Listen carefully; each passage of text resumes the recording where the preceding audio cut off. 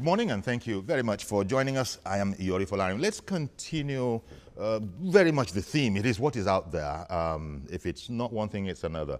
If it's not the president's appointments and allegations of it being sectional, then we can always turn to the anti-graft war, where we learn, courtesy of the newspapers, that the president's men, the former president's men, former President Goodluck Jonathan's men are, quote-unquote, fighting back, that, you know, saying enough is enough, you know, we're being persecuted here and all of that. So why should that be? Because the issue here is that there is an ongoing effort to establish if there was corruption.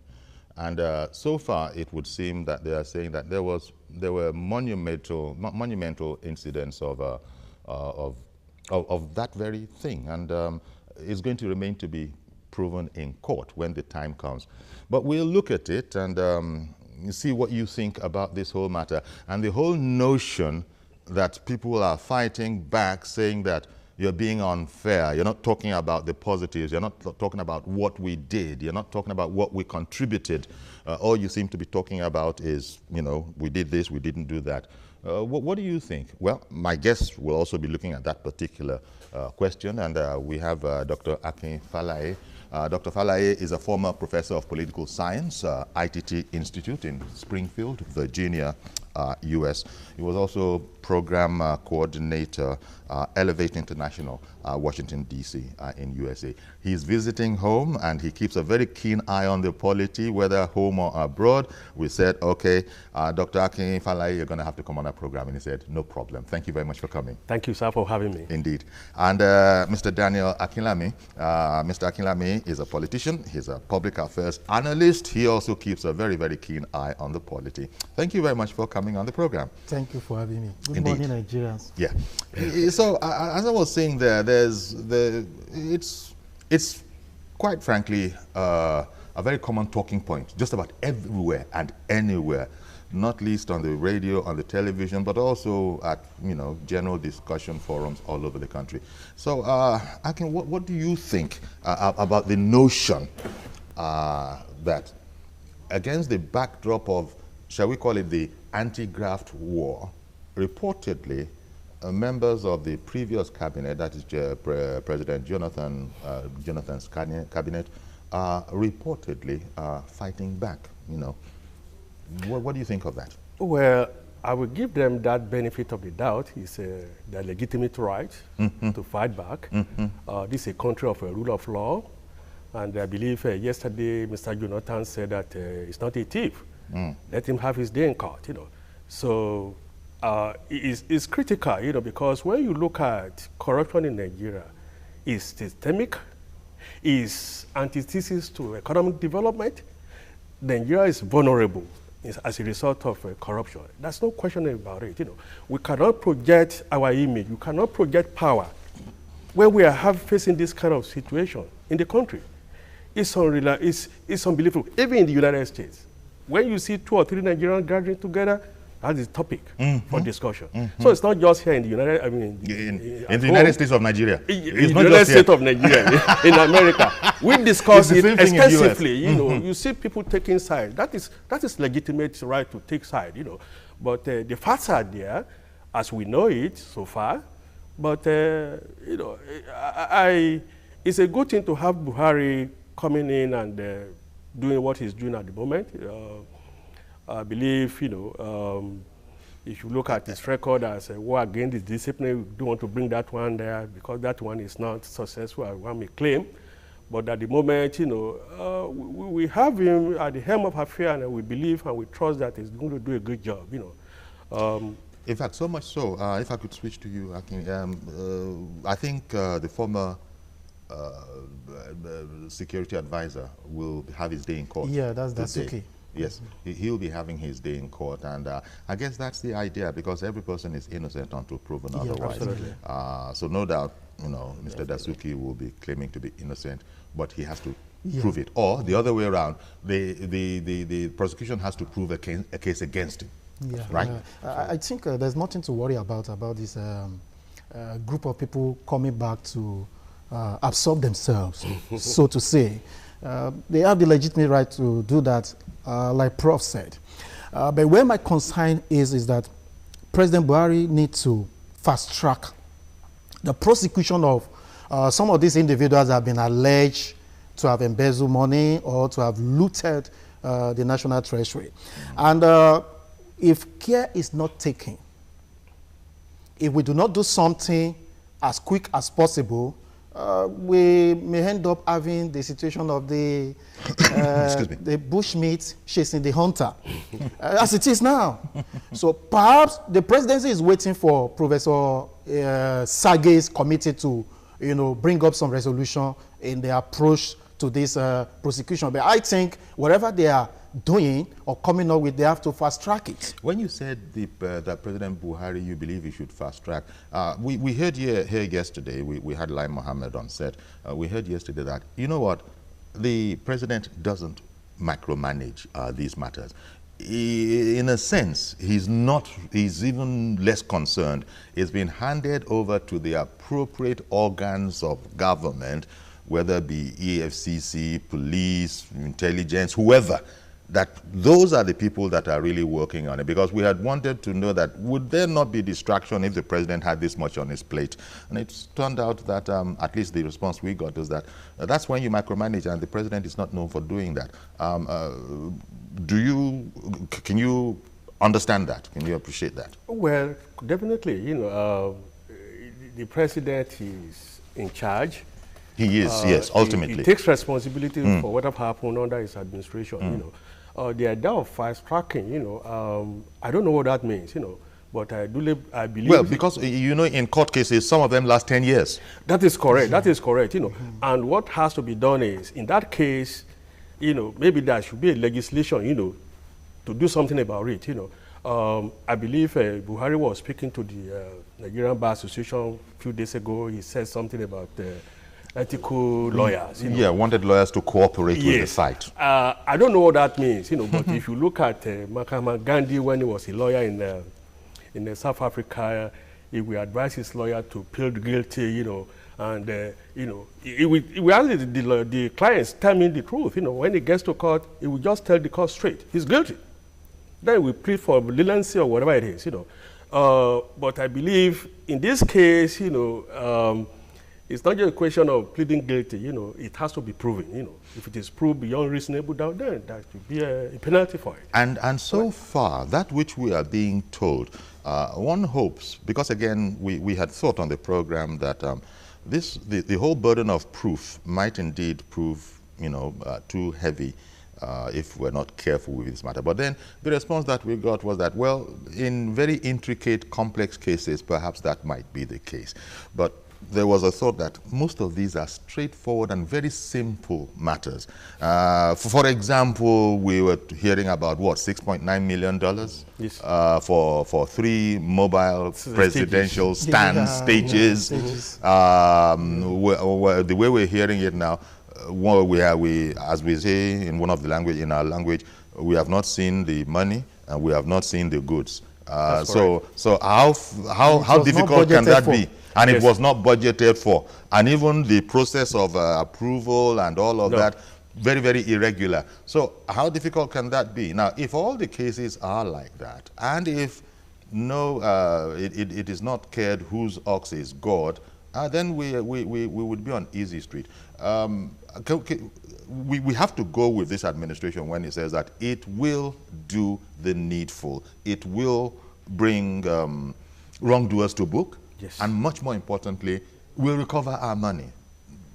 That bit about recovering our money, that reminds me, we hear that some army top-notchers are actually in the process of arranging how to refund or return some money. You probably read that news item. Yeah. Well, I think that speculation that some of them are actually lobbying to return the money may not be far-fetched. I like the word speculation you put in there. Yes, so may not be far-fetched. But there are many of these cases that some of the revelations coming out from the presidency can dictate the pace. Look at the scenario where a certain amount of money, about $6 million, was spent to acquire stages. And nobody could trace any record for this money. And this money was taken from a particular NNPC account. So some of them, they know the truth, and they don't want to waste their time in court. So it could make sense if they're going to pursue plea bargain and return some of the money that's left with them. But the concern is that what percentage of that money they are returning? That's another issue entirely. Because so, now we are hearing of this American concept of plea bargaining. How much will I have to give you for you to let me be, you know, that kind of a thing? So, but I think... Prof, you wanted to... Well, sincerely, you know, the idea of some general returning money and take that as tantamount to innocent, you know. No. I don't think that would be good enough. You know. For the fact that you return the money cannot and should not exonerate you for the guilt, for the criminality of your actions. You know, this is stolen money. You stole the money from the Nigerian people. For the fact that you're returning, it shouldn't exonerate you at all. You should be prosecuted and let the law take its course. That's not going to say, you know, anything about that. You know, gentlemen, I wonder, because quite frankly, I don't know how much higher you can get in terms of being upstanding members of society than an executive council. We're even talking about top-notchers in the army. One wonders, how did we get to this pass where these things that ought not so to be have become the order of the day? Millions of dollars, according to all the scary reports, chicken feed now. Now people are moving into tens of millions and in some cases billions. What broke? I don't know. Let me start with you, Prof. What do you think broke? Because more important than the ongoing effort probably is that it shouldn't happen again. That's so systems have to be put in place such that this cannot happen again. Somebody can't just walk up to you, ask you to approve $6.2 million worth of purchase, and it is done, and it is arranged. Corruption in Nigeria is systemic, and unless we do something about it, it can destroy this country. I'm serious about it, you know.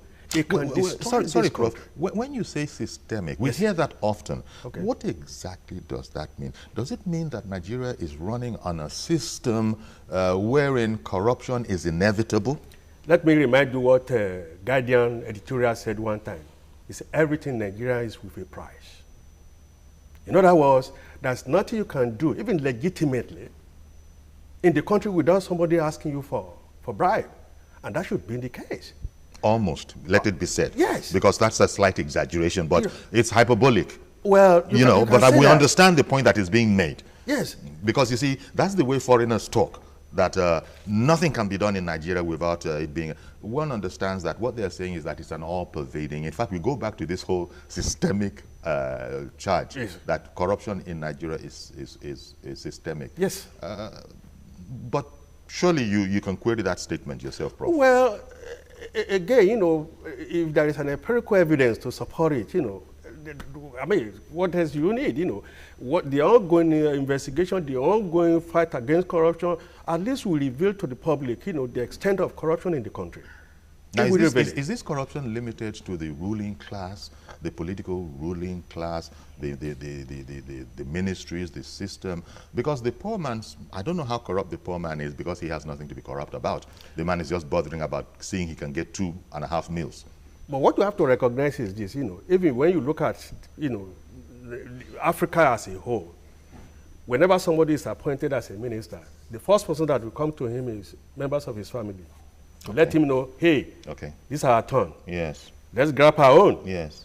And it has become fashionable for people to think that way, that when I'm in government, I'm supposed to enrich myself at the expense of the public. Yes, yes. And people are going into government, argue, you know, possibly, with an idea of, now what's in this for me? As opposed to going in there to serve. I suppose there's a sense in which anywhere in the world, when you get appointed to a government position, well, your status does go up a bit. That's you know, it does go up a bit. Even the state acknowledges so by some of the things it does to this individual. But perhaps the difference is that in other crimes, it doesn't quite go to the head. They know that this is a public charge.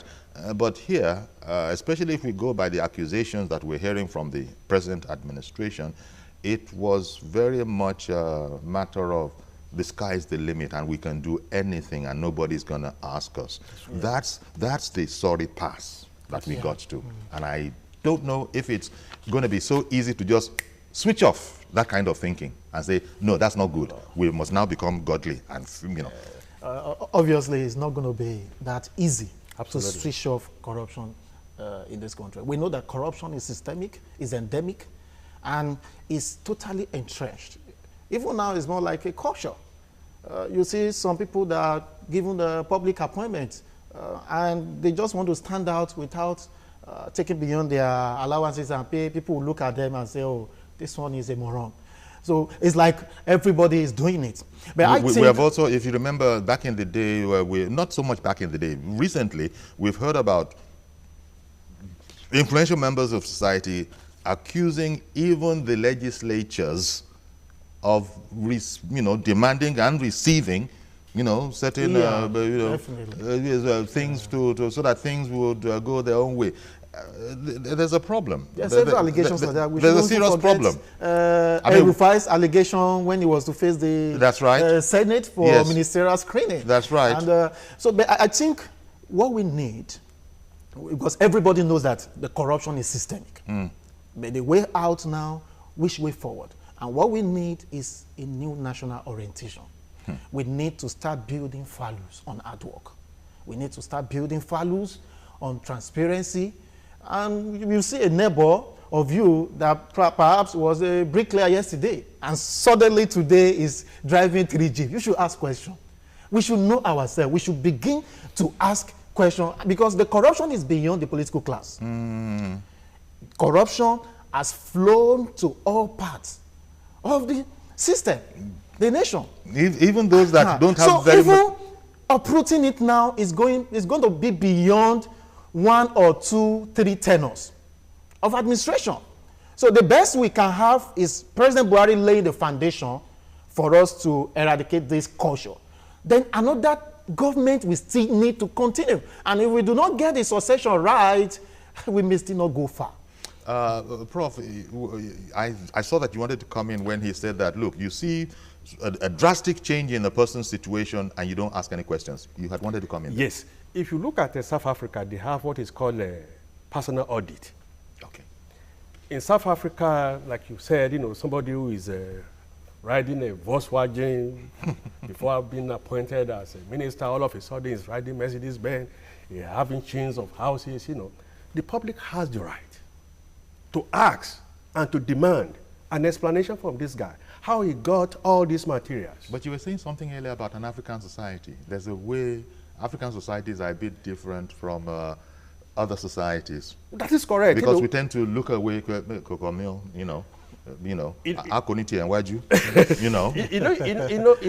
my friend is saying something about the culture. Yes. It has become more or less part of our culture to demand a reward. Even though it's a legitimate thing that I'm doing, I have the right to do what I'm doing. Yes. Why should I pay you something in return for the legitimate? Let me give you an example. And even if you're not corrupt and you've been made this kind of demand has been made of you. Yes. Often such people find that they have to comply in order to get on the Absolutely. Yes, or else you'll be unnecessarily punished. Absolutely. It has happened to me several times at the airport. So you see, it's beginning to prove the point you are making that it's become systemic, if not even cultural. Yes. And that's why that is the point from which we need to be viewing this graft war against, lest we get hypocritical. Where it's one thing to be shouting at the top of the roofs that these people have stolen us blind. But the other side of it, of course, is that, so if we take care of these people, we can then be assured that there is no much corruption, no more corrupt thinking, no more corrupt actions. Where is that guarantee going to come from? I think if we really want to do well with this anti-graft war, we need to strengthen our institutions. So there will be a need for some new legislation.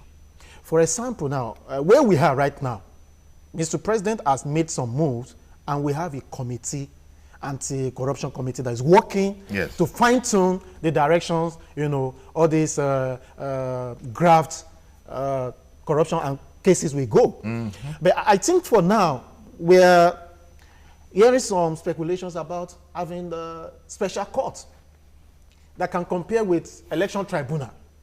Perhaps if we have something like that, can help in a great way that some of these cases will not be delayed unnecessarily. Maybe if we have a special court that's meant to sit for 6 months or a certain period of time to get to Supreme Court, and whoever is guilty we get to know on time, and who is not guilty will be set free. So then we need to have structures, you know, that will also support whatever the courts are doing. For example, look at NNPC now. The present GMD may not be able to do much if they don't have some new legislations to unburden that institution. Because some of the activities that happened in the past 5 years or even 8 years, they were done with certain laws. Some people took advantage of certain laws to do all those things. So what we need now, beyond leadership, because we may have people like Buhari today who runs an administration that is a no-nonsense. But after Buhari, what if we have another person who does not care? Well, that is the all-important So when question. we have institutions that can stand the test of time, that can run independently to enforce these laws, you know, we begin to have individuals being checked, even politicians being checked, those in leadership being checked. I hear you, but Akin, the point, he said even beyond leadership. Let me just stay on leadership before we even go beyond. Leadership is going to be crucial, and right now, most Nigerians think that we're fortunate to have a man like Buhari as the president. People think so many different things about him, but I guess the one that everybody rallies around is that he's a disciplinarian. You know, he's not interested in sleaze. And part of the delay in bringing out his cabinet and other key appointments is reportedly that he is looking for travelers, co-travelers of a similar mindset. This is slow work. So this is one of the problems. What guarantee do we have that people that the president is looking for now will meet up with all the sort of benchmarks that he has posted? Because they're desirable, but you've just told us how all-pervading corruption has become. So it is from this very field that he's going to have to be looking. Absolutely. I think it's very important to recognize that leadership is critical if there is going to be any success in this crusade. You know, let me give you an example of Rwanda. You know, fortunately, I'm linked with Uganda because my wife is from Rwanda. Okay. But currently, you can't go to Rwanda and offer bribe to anybody. Okay. A friend of mine is a Nigerian businessman. He asked me and my wife that he wants to do business in Rwanda. So we introduced him. My brother-in-law is an assistant to the president in Rwanda. So we connected him with my brother-in-law, and he went there. And he was treated well. He was able to see the minister on the period, you know. He was surprised to see the minister of finance of a country. Just like that. Just like that. So he went to my brother-in-law's office, you know, just to thank him. He put money in an envelope. So on his way out, he gave his envelope to the staff. He said, look, this is no bribery at all. I just want to appreciate the way you've treated me in the reception. You know, this is just for, you know, as a sign of gratitude. So he gave it, they said, no, we can't take it. So he went back to meet my brother-in-law. He said, I'm trying to give your staff, not bribe, but something to appreciate what they've done. Then he asked him, did they take it? He said, no. He said, if they have taken it, they won't have any job here anymore. That is the situation now. So you see businesses going to Rwanda. So there's a leadership from the top in terms of this. From the top. And I guess everybody that comes on board must subscribe to those code of ethics. Absolutely. If you can't do it, then you won't have a place in my administration, period. It has to be done that way. If Buhari, given his nature, you know, He said, this is what I want. He has a vision of where to take this country to as far as corruption is concerned. If you can't work with me, then you have to go. And even beyond personalizing it, it's not so much this is what I want as this is what the society wants, deserves, and most importantly, needs.